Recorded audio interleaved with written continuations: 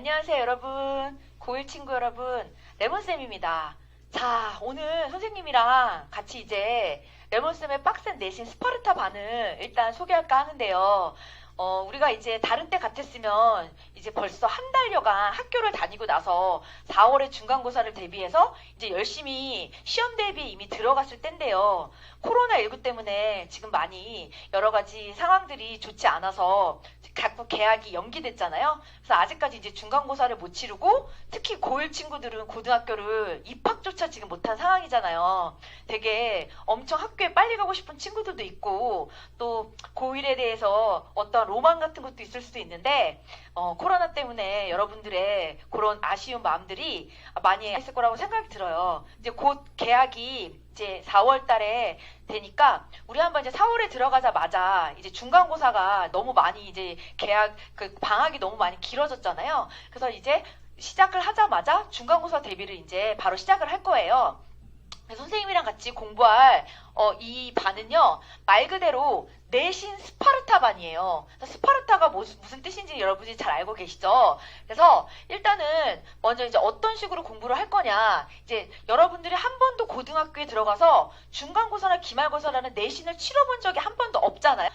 그래서 경험이 없기 때문에 어떤 식으로 문제가 출제가 되고 유형은 어떻고 점수 배점이라든지 그 다음에 이제 시험 범위 안에서 문제가 출제가 되긴 하지만 외부 작품들도 많이 등장하고 하니까 어떤 식으로 방향을 잡아야 될지 그 포인트를 잡아야 될지를 잘 모르는 친구들이 굉장히 많거든요. 그래서 오늘 선생님이 한번 5가지로 한번 정리를 해봤어요. 이렇게 5가지만 잘 따라와 준다면 1등급 문제 없을 겁니다. 그럼 일단 한번 볼게요. 첫 번째는 이 반은 어떤 친구들이 와야 열정적으로 같이 선생님이랑 발 맞춰서 발 맞추고 손 맞춰서 열심히 할 수 있을지. 첫 번째는 고딩 첫 중간고사에 올인하고 싶은, 전 이걸 강조하고 싶어요. 열정 학생들을 위한 반이에요. 그냥 뭐 부모님이 학원에 보냈고 본인 스스로는 별로 공부에 대한 의지력이 없는데 그냥 고등학교 올라왔으니까 어쩔 수 없이 치러가야 하는 그런 나태한 자세로 임하는 친구들 말고요. 이왕 공부하는 거 피할 수 없다면 즐겨라라는 말이 있듯이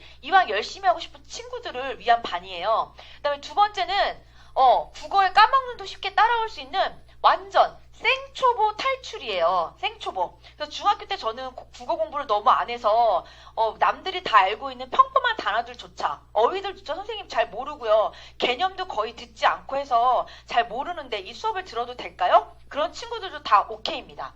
처음부터 개념부터 정리해서요. 지문 설명까지. 그 다음에 예를 들면 문법이 나온다면 문법에 대한 개념 설명이랑 그 다음에 심화 문제 가기 전에 또 초보 문제라고 해서 간단한 문제 풀고 나서 기초 문제 풀고 그 다음에 심화 문제로 순서대로 갈 거니까 아무것도 모르는 진짜 무지하다고 해도 머릿속에 진짜 아무것도 없는 백지 상태인 친구들도 들을 수 있도록 시스템이 완벽하게 구축되어 있으니까 선생님만 믿고 잘 따라오시면 돼요. 그 다음에 이번에 세 번째는 내신과 기초수능을 동시에 공부하는 두 마리 토끼잡기인데요. 친구들이 오해하는 게 내신과 수능은 각각 따로 분리되어 있다고 생각을 해요. 근데 사실은 그렇지가 않고 내신에 나와 있던 문학작품이나 글들이 수능 모의고사에 다시 출제될 수가 있어요. 작품은 여러 번 돌고 돌아서 몇 년 예전에 나왔던 작품들이 또다시 다시 출제되고 반복이 되거든요.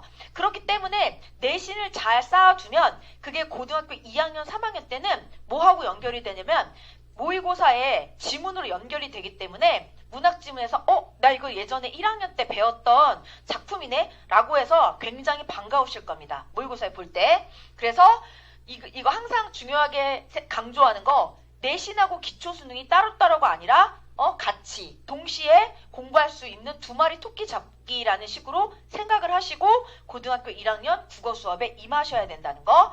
그 다음에 네 번째는요. 각 학교별 내신 기출문제가 있어요. 각 학교별마다 수학 같은 경우는 원리라든지 개념이나 이런 것들이 출판사랑 상관없이 다 똑같지만 국어 같은 경우는 학교마다 출판사가 다 다르죠. 출판사가 다르면 작품이 다 달라요.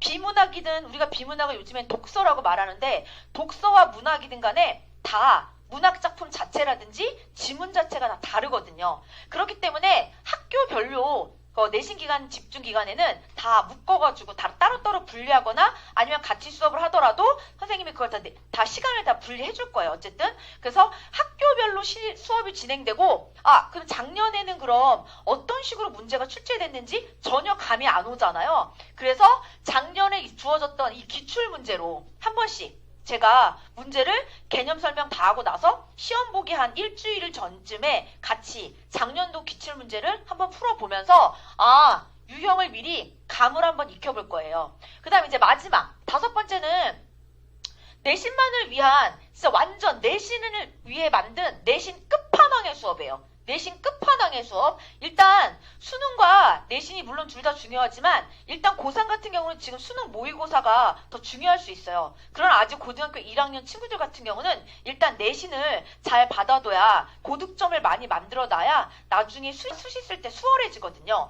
그래서 일단 끝판왕의 수업이라서 그 끝판왕의 수업의 진행은 어떻게 될 거냐.